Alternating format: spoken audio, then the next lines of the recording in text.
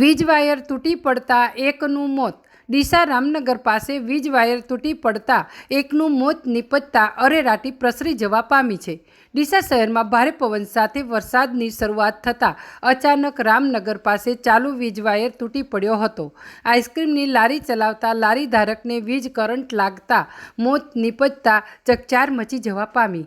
વીજળીનો ચાલુ વાયર રિક્ષા પર પડતા એક વ્યક્તિનું મોત નીપજ્યું. મૃત્યુ પામનાર બહાદુરસિંહ ઈશ્વરસિંહ ચુડાવત ઉંમર વર્ષ 52નું મોત નીપજ્યું હતું. ડીસામાં રહી આઈસ્ક્રીમનો ધંધો કરી પોતાનું ગુજરાન ચલાવતા હતા.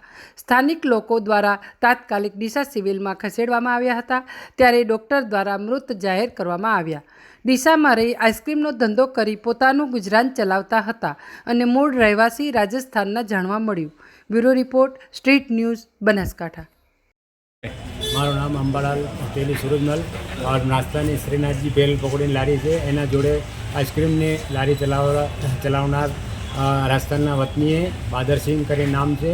और આ વાવાઝોડાના કારણે લાઇટનો વાયર ઉપર પડતા ટેમ્પા ઉપર એમને કરંટ લાગતા સિવિલ में લાયા એમને और સાહેબનો કહેવું એમ કે મૃત્યુ જાહેર કરવામાં આવ્યું.